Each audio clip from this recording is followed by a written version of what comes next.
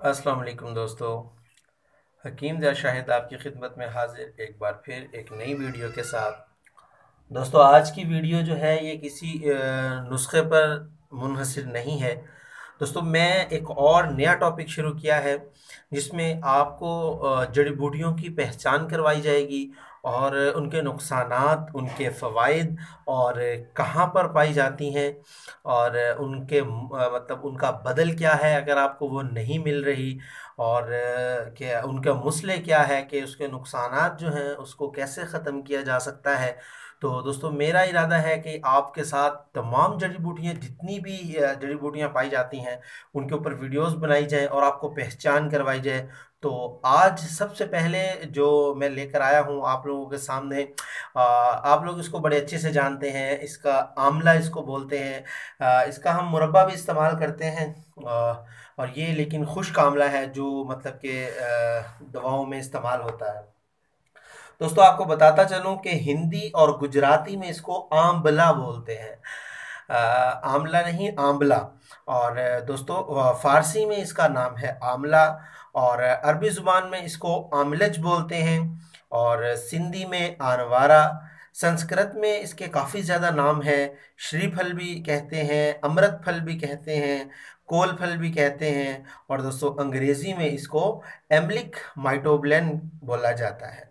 दोस्तों बहुत मशहूर फल है और इसका जो मिज़ाज आपको बताता चलूँ, इसका मिज़ाज सर्द और खुश्क है।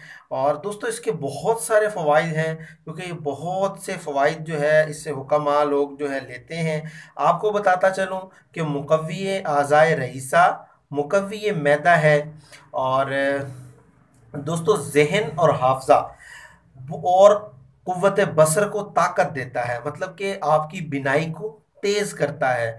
और मैदा जो है उसके ज़ौफ़ को दूर करने के लिए, मतलब जो मैदा ज़ईफ़ हो जाता है, हज़म सही नहीं होता, और उसके ज़ौफ़ को दूर करने के लिए आंवला बकसरत इस्तेमाल किया जाता है।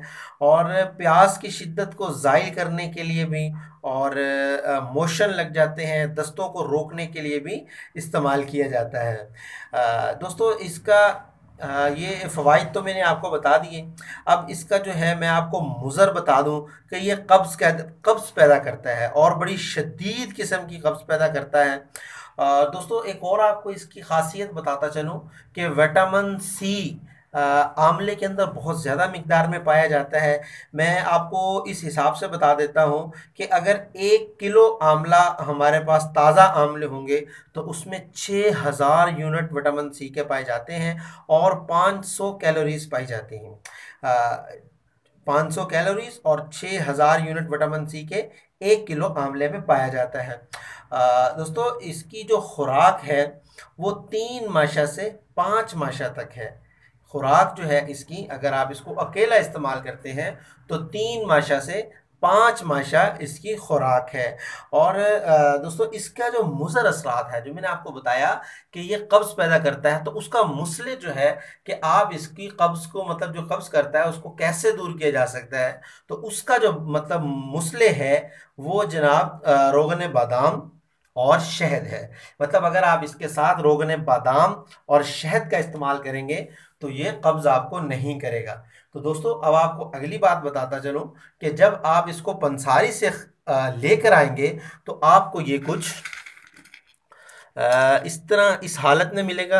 ये देखिएगा, आपको इसमें ये बीज जो है आपको ये नज़र आएंगे, जो इसके अंदर से गिठलियाँ निकलेंगी इसकी। तो आपने करना क्या है, आपने पूरा जो जितना भी आंवला आप लेके आएंगे उसमें से आपने गुठलियाँ जो है इसकी निकाल लेनी है, क्योंकि आपने ये बिल्कुल इस्तेमाल नहीं करनी। आपने इसको अच्छे से साफ़ कर लेना है, बल्कि कोशिश करें कि आप दुकानदार से कहें कि हमें अच्छे वाला जो है वो दें जिसमें गिठलियाँ कम हो। बहरहाल इसमें होती हैं, ये आपने अच्छे से निकाल लेनी है और जब बिल्कुल इस तरह साफ़ हो जाएगा तो आपने इसको इस्तेमाल में लाना है।